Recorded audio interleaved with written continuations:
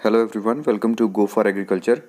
सो guys, आज के lecture में हम जो टॉपिक डिस्कस करेंगे वो इन कंटिन्यूएशन है लेक्चर नंबर 23 के साथ, जिसमें हमने एक टॉपिक डिस्कस किया था जिसको हम कहते हैं क्लाउड सीडिंग, या फिर उसका भी ब्रॉड टर्म हमने डिस्कस किया था, वो था वेदर मॉडिफिकेशन। ठीक है, तो वेदर मॉडिफिकेशन के अंदर हमने एक मेन वर्ड पढ़ा था क्लाउड सीडिंग, जिसके बारे में मैंने कंप्लीट डिस्कस कर दिया था कि वो प्रोसेस होता क्या है, और क्लाउड सीडिंग के डेफिनीशन के बारे में बताया था। फिर एप्लीकेशन को मैंने जनरल डिस्कस किया था। तो एक बार फिर से हम वहीं से स्टार्ट करेंगे, यानी एप्लीकेशन ऑफ क्लाउड सीडिंग के बारे में। और हम आज जो मेन टॉपिक पढ़ने वाले हैं कि दो तरह का क्लाउड मैंने बताया था, कोल्ड क्लाउड होता है और एक जो होता है मतलब वार्म क्लाउड होता है। इन दोनों में हम सीडिंग कैसे करते हैं, यानी क्लाउड सीडिंग जो है कोल्ड क्लाउड के लिए अलग तरीके से होगा और वार्म क्लाउड के लिए अलग तरीके से होगा। तो इनके मेथड्स के बारे में हम इस लेक्चर में पढ़ने वाले हैं। तो सबसे पहला जो एप्लीकेशन मैंने बताया था वो था कि हम क्लाउड सीडिंग करते हैं इंक्रीजिंग दी प्रेसिपिटेशन। प्रेसिपिटेशन कहने का मतलब क्या हुआ, चाहे हमारा रेनफॉल हुआ, चाहे हमारा स्नो हुआ, इन सब को अगर हमें बढ़ाना हो, यानी किसी एरिया में जहाँ पे रेनफॉल कम हो रहा है, प्रेसिपिटेशन, यानी प्रेसिपिटेशन वर्ड जो होता है जैसे फॉग, ड्यू, स्नोफॉल, रेनफॉल, सारा चीज़ को कंसिडर किया जाता है। तो अगर हमें प्रेसिपिटेशन बढ़ाना है तो हम क्लाउड सीडिंग टेक्निक का यूज़ करेंगे। दूसरा था ऑग्यूमेंटिंग स्नोफॉल। ऑग्यूमेंटिंग वर्ड जो है, ऑग्यूमेंटिंग का मतलब भी वही होता है इंक्रीज करना और स्नोफॉल को बढ़ाना। किसी एरिया में स्नोफॉल कम हो रहा है तो उस एरिया में स्नोफॉल को बढ़ाना। तो हम यहाँ पे प्रेसिपिटेशन और स्नोफॉल और फिर रेनफॉल, देखो थर्ड में हमने लिखा है, ये अलग अलग क्यों पढ़ रहा है। ये तीनों को अलग अलग पढ़ने का ही मतलब है कि किसी रीजन में तो हम प्रेसिपिटेशन, हमें मतलब नहीं है कि वाटर किस फॉर्म में आ रहा है, वो चाहे रेनफॉल के फॉर्म में आए, स्नोफॉल के फॉर्म में आए, किसी फॉर्म में आए, उससे मतलब नहीं है। लेकिन अगर हम स्नोफॉल के बारे में बात कर रहे हैं तो वो स्पेसिफिक हो सकता है कि हमें कोई ऐसे रीजन पे स्नोफॉल चाहिए, चाहे वो हमारा कोई टूरिस्ट प्लेस हो, वहाँ पे हम सिर्फ हमें रेनफॉल नहीं चाहिए, वहाँ पे सिर्फ हमें स्नोफॉल चाहिए। तो ऑग्यूमेंटिंग रेनफॉल से स्नोफॉल जो एप्लीकेशन है क्लाउड सीडिंग का, उसका यूज़ करेंगे। थर्ड है इनहेंसिंग रेनफॉल। ये इंपॉर्टेंट एग्रीकल्चर फील्ड में भी बहुत ज़्यादा हो जाता है कि अभी जो इंडिया या फिर जो हमारा जो सब कॉन्टिनेंट है, ठीक है, वहाँ पे हम देखते हैं कि रेनफॉल जो है बहुत ही फ्लक्चुएट करता है। किसी साल मानसून जल्दी आ जाता है, कभी कम लेट से आता है, कभी जो रेनफॉल है वो जो एवरेज रेनफॉल होना चाहिए उससे कम होता है। तो रेनफॉल जो है वो कंसिस्टेंट नहीं है। तो इसीलिए हमें क्लाउड सीडिंग टेक्निक जो एग्रीकल्चर फील्ड में जो मेन एप्लीकेशन हमें अभी इंडिया में चाहिए वो है इनहेंसिंग रेनफॉल। ठीक है। फोर्थ जो है मिटिगेटिंग हेल डैमेज। यहाँ पे एक वर्ड है हेल। तो हेल का मतलब क्या होता है, हेल मीन्स होता है ओले पड़ना। ठीक है, तो कहीं पे हम सुनते हैं कि ओले पड़ने की वजह से ये फसल खराब हो गई है। तो ये जो चीज़ है फसल खराब होना ओले की वजह से, इस चीज़ को भी हम क्या करें, रिड्यूस करें। मिटिगेटिंग मतलब इसको खत्म करना। तो जो हेल डैमेज हो रहा है, यानी जो ओले पड़ने से जो नुकसान हो रहा है उसको कम करना या फिर खत्म करना। ठीक है, ये एप्लीकेशन हो गया क्लाउड सीडिंग का फोर्थ। और लास्ट है डिस्पर्सिंग फॉग। फॉग को डिस्पर्स करना। डिस्पर्स मतलब खत्म करना, या फिर जहाँ पे फॉग है उसको वहाँ से हटा देना, मतलब बिखेर देना फॉग को। ठीक है, तो ये इसके 5 मेन एप्लीकेशंस हैं क्लाउड सीडिंग के। तो ये तो मैंने लास्ट लेक्चर में भी डिस्कस किया था। अब जो हमारा मेन टॉपिक है आज के लेक्चर का वो है सीडिंग ऑफ क्लाउड्स। अब मैंने दो तरह के क्लाउड्स बता रखे हैं आप लोग को। First cold cloud and the second is the warm cloud. ठीक है, कोल्ड क्लाउड जो है उनको मतलब हमें सीड करना है तो दो तरीका है, ड्राई आइस सीडिंग और दूसरा सिल्वर आयोडाइड सीडिंग। ठीक है, और अगर वार्म क्लाउड को सीड करना है तो इसका भी दो तरीका है, वाटर ड्रॉप टेक्निक और सेकंड है कॉमन सॉल्ट टेक्निक। ठीक है, तो इन दो मतलब इन चारों टेक्निक को हम अलग अलग पढ़ेंगे। तो चलिए सबसे पहले स्टार्ट करते हैं कोल्ड क्लाउड के सीडिंग के बारे में। यस, जैसे मैंने बोला कि हम स्टार्ट करेंगे seeding of the cold cloud से। तो इसमें मैंने यहाँ पे आपको जस्ट बताया है कि इसको अचीव करने का, यानी सीडिंग ऑफ कोल्ड क्लाउड का दो तरीका है। फर्स्ट ड्राई आइस सीडिंग और दूसरा जो है सिल्वर आयोडाइड सीडिंग। तो सबसे पहले देखते हैं ड्राई आइस सीडिंग। तो यहाँ पे मैंने बोला है ड्राई आइस। तो सबसे पहले ड्राई आइस का मतलब क्या होता है, सॉलिड कार्बन डाइऑक्साइड। इसका एक स्पेशल फीचर क्या है, ये जो है -80 डिग्री सेंटीग्रेड पे होता है। ठीक है, ड्राई आइस है तो आइस तो ऐसे भी लोअर टेम्परेचर, आइस इसीलिए इसका नाम है कि बहुत लोअर टेम्परेचर पे होता है।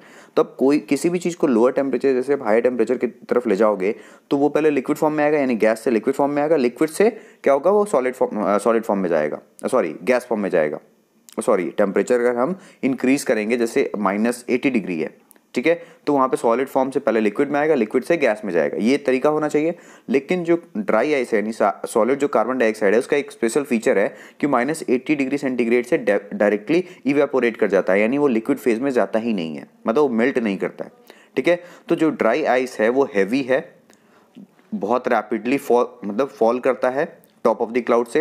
एंड इसका जो अगर हम बोले परसिस्टेंट इफेक्ट जो है क्लाउड सीडिंग का, वो बहुत कम है। ठीक है, तो इसीलिए ड्राई आइस को हम कोल्ड क्लाउड के सीडिंग में यूज़ करते हैं। जो मोस्ट कॉमन मेथड है ड्राई आइस सीडिंग का, वो होता है एयरक्राफ्ट से। ठीक है, जो ड्राई आइस है उसको एयरक्राफ्ट से हम क्या करते हैं, उसको जो एटमॉस्फेयर है उसमें स्प्रेड करते हैं। ठीक है, इसमें क्या होता है कि एयरक्राफ्ट को क्लाउड के ऊपर भेजा जाता है, क्लाउड के ऊपर एयरक्राफ्ट चला जाता है और आधे सेंटीमीटर से 1 सेंटीमीटर का एक ड्राई आइस का पिलेट स्टेडी स्ट्रीम नॉर्मल एक वेलोसिटी पे स्प्रेड किया जाता है क्लाउड के ऊपर। ठीक है, जब ये ड्राई आइस क्लाउड के ऊपर गिरता है तो वो एक सीट ऑफ आइस क्रिस्टल बना देता है, यानी एक पतला सा झिल्ली बना देता है, या फिर कह सकते हैं एक सीट बना देता है आइस क्रिस्टल का क्लाउड्स के ऊपर। ठीक है, और यही जो आइस क्रिस्टल जो बनेगा, इसी के थ्रू क्या होता है, रेन का फॉर्मेशन होता है, यानी रेनिंग होती है। लेकिन अगर इस मेथड के बारे में बात करें तो ये बहुत ज़्यादा इकोनॉमिकल नहीं है, क्योंकि इस मेथड में जो ड्राई आइस है, रिक्वायर्ड जो ड्राई आइस है, एक क्लाउड को बनाने में लगभग 250 kg चाहिए, और ड्राई आइस जो है बहुत सस्ता भी नहीं है, तो वो अनइकोनॉमिकल, क्योंकि हम जानते हैं एक क्लाउड बनाने से किसी रीजन में हम रेनफॉल करवा के भी क्या करेंगे। ठीक है, और उसको कोई लार्ज एरिया में या फिर लार्ज हमें कोई इफेक्ट दिखेगा नहीं। इसीलिए अब 250 kg ड्राई आइस चाहिए एक क्लाउड के लिए, तो बहुत ज़्यादा अनइकोनॉमिकल मेथड है। इसीलिए हम इसको नहीं यूज़ करते हैं जनरली क्लाउड सीडिंग में। जहाँ पे भी क्लाउड सीडिंग की जाती है तो ड्राई आइस टेक्निक को हम बहुत कम यूज़ करते हैं। दूसरा एक और भी चीज़ है कि जो ड्राई आइस है वो बहुत ज़्यादा हेवी है। ठीक है, तो उसको top of the cloud cloud के ऊपर ले जाना बहुत मुश्किल हो जाता है। वो भी रीज़न है कि हम 250 kg के जो वो हैं ड्राई आइस, कितने बार हम ऊपर ले जाएंगे।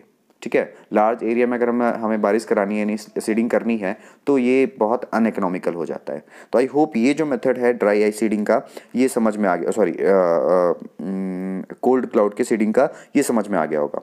अब जो हमारा सेकेंड टेक्निक है वो है सिल्वर आयोडाइड सीडिंग। ये बहुत ही इंटरेस्टिंग सीडिंग टेक्निक है, जिसमें क्या करते हैं, minute crystals of silver iodide जो है उसको प्रोड्यूस किया जाता है। ठीक है, और ये जो माइन्यूट छोटे छोटे क्रिस्टल बनाए जाते हैं सिल्वर आयोडाइड के। ठीक है, और उसको स्मोक के साथ ऐड करा के इतना एक न्यूक्लियाई बनाते हैं। अब न्यूक्लियाई मैंने लास्ट लेक्चर में डिस्कस किया था कि आइस फॉर्मिंग न्यूक्लियाई जो होता है वो -5 डिग्री सेंटीग्रेड पे फॉर्म हो जाता है। कहने का मतलब है जो सिल्वर आयोडाइड है वो स्मोक के साथ मिलके एक न्यूक्लियाई का फॉर्मेशन करता है, और यही न्यूक्लियाई जो है पेरेंट है क्लाउड का, यानी इसी न्यूक्लियाई से क्या बनेगा, क्लाउड बनेगा। अब ये जो न्यूक्लियाई है ग्राउंड जनरेटर से, जैसे इन पार्टिकल्स को हम एयर में भेजते हैं ग्राउंड जनरेटर से, नीचे से ही, ज़मीन से ही, इसको जनरेटर से हम इसको जैसे एटमॉस्फेयर में देते हैं, तो ये इतने हल्के होते हैं और इतने छोटे होते हैं कि एयर करंट से आराम से वो फैल जाते हैं। ठीक है, एयर करंट से वो दूर तक फैले चले जाते हैं। अब क्या है, जो सिल्वर आयोडाइड जो है वो बहुत ही इफेक्टिव न्यूक्लिएटिंग सब्सटेंस है, क्योंकि जो इसका एटॉमिक अरेंजमेंट होता है ना सिल्वर आयोडाइड का, एकदम आइस की तरह होता है। तो इसीलिए इस सिल्वर आयोडाइड को हम इस मेथड में यूज़ करते हैं। अब जो सिल्वर आयोडाइड स्मोक है उसको हम जैसे ग्राउंड जनरेटर से रिलीज करते हैं। ठीक है, अब जो क्लाउड है वो तो ऊपर पे है, तो क्लाउड तक उसको पहुंचने में एटलीस्ट कुछ घंटे लग जाते हैं। ठीक है, तो ये जो टाइम है, ठीक है, ये जो ड्राफ्ट हो रहा है, यानी जो ट्रांसफ़र हो रहा है दूर तक जाने में, जैसे हमने इसको जनरेटर से रिलीज किया एटमॉस्फेयर में भी क्लाउड तक पहुंचेगा, तो बीच में क्या हो रहा है, सनलाइट है, तो कुछ जो सिल्वर आयोडाइड होते हैं वो डिके भी हो जाते हैं। ठीक है, तो इसीलिए जो एप्रोप्रिएट प्रोसीजर होना चाहिए इस सिल्वर आयोडाइड का सीडिंग का, वो कहाँ से करना चाहिए हम लोग को, वो एयरक्राफ्ट से करना चाहिए। ठीक है, आपको समझ में आ गया ना कि ग्राउंड जनरेटर से करेंगे तो वो तो एयर के थ्रू तो ड्रिफ्ट हो ही जाएगा, और उसको ऊपर यानी क्लाउड तक पहुंचने में भी टाइम लगता है, जिसमें उस सनलाइट की वजह से कुछ जो है वो डिके भी हो जाता है। इसलिए इसको एयरक्राफ्ट से अगर सीडिंग करें तो वो ज़्यादा बेटर है। ठीक है, in seeding of cold cloud, silver iodide technique is most useful than dry ice technique because very much silver iodide is required per cloud. ठीक है, there is no necessity to fly to the top of the cloud if area is to be covered is large. कहने का मतलब है कि इसमें mandatory नहीं है कि हमें क्लाउड के ऊपर ही जाके इसको स्प्रेड करना है। हम जनरेटर थोड़ा लॉस ज़्यादा होगा, लेकिन हम इसको ग्राउंड जनरेटर से भी स्प्रेड कर सकते हैं। आई होप ये जो दो मेथड्स हैं कोल्ड क्लाउड के, सिल्वर आयोडाइड मेथड और ड्राई आइस मेथड, ये दोनों आपको समझ में आ गया होगा। अब जो हमारा नेक्स्ट टॉपिक है वो है seeding of the worm clouds. Worm clouds क्या था, मैंने बोला था जो टॉप क्लाउड है उनका अगर उनका टेम्परेचर नेगेटिव में है तो वो कोल्ड क्लाउड्स होते हैं, अगर उनका टेम्परेचर पॉजिटिव में है तो वो वर्म क्लाउड्स कहलाते हैं। तो वर्म क्लाउड्स का सीडिंग जो होता है वो भी दो मेथड से, फर्स्ट वाटर ड्रॉप टेक्निक और दूसरा जो है कॉमन सॉल्ट टेक्निक। ठीक है, तो एक प्रोसेस है कोलेसेंस कहते हैं उसको। ठीक है, कोलेसेंस प्रोसेस जो है ये रिस्पॉन्सिबल है वाटर ड्रॉप टेक्निक के लिए। कोलेसेंस मतलब क्या होता है, यूनिफिकेशन यानी जुड़ना। ठीक है, ये जो प्रोसेस है यही रिस्पॉन्सिबल है growth of air drops rain drops in warm cloud.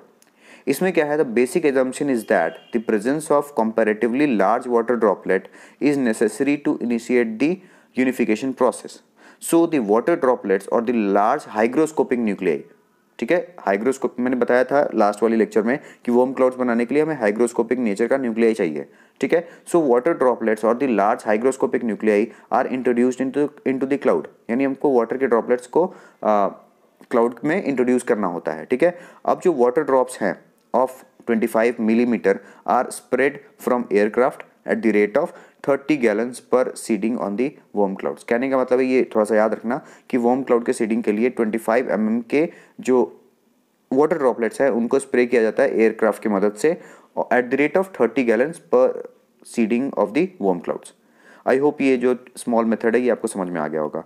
और जो लास्ट टेक्निक है वो है कॉमन सॉल्ट टेक्निक। ये भी बहुत बेसिक टेक्निक है। इसमें क्या करते हैं, common salt is suitable seeding material for seeding of warm clouds. ये तो याद रखना कि कॉमन सॉल्ट से हम करेंगे। ठीक है, नाम से ही पता लग रहा है। It is used either in the form of 10% solution और सॉलिड, यानी कॉमन सॉल्ट को हम या तो सॉलिड में यूज़ करते हैं या तो 10% सॉल्यूशन में यूज़ करते हैं। A mixture of salt and soap avoid practical problem. जो भी कॉमन सॉल्ट टेक्निक को इम्प्लीमेंट करने में जो भी प्रॉब्लम आती है उसमें सॉल्ट और जो सोप है ये बहुत ही इंपॉर्टेंट रोल प्ले करता है।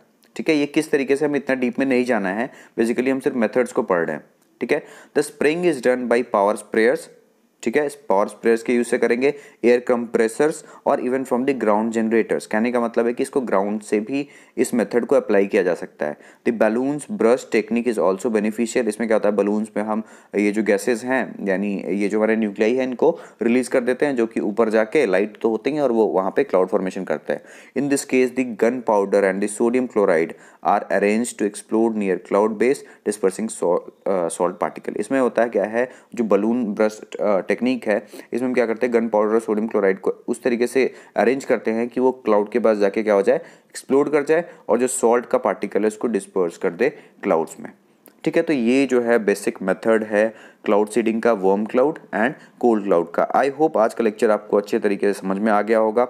अगर आपको कुछ भी प्रॉब्लम है, जो बेसिक जो इसमें जो फंडा था आपको मैंने समझा दिया, अगर कुछ भी फिर भी आपको ऐसा लगता है कि नहीं आपको इसके बारे में और पढ़ना है तो आप हमें कमेंट सेक्शन में बता सकते हो। तो thanks for watching this video, till then stay tune. आप हमारे चैनल को सब्सक्राइब करो। आप अगर हमारी वीडियोस अच्छी लगती हैं और आपको फर्दर नोटिफिकेशन चाहिए हमारे एवरी वीडियोस के लिए, तो आप हमारे चैनल को सब्सक्राइब करने के बाद बेल नोटिफिकेशन भी जरूर दबा देना। आप हमारे चैनल को इंस्टाग्राम पे भी फॉलो कर सकते हो। और किसी को भी इस पीपीटी की इस लेक्चर की पीपीटी चाहिए तो हमारे Telegram channel go for agriculture से उसको डाउनलोड कर सकता है। यहाँ पे मैंने इसका स्क्रीनशॉट दे दिया है। तो चलिए मिलते हैं नेक्स्ट लेक्चर में। Bye bye.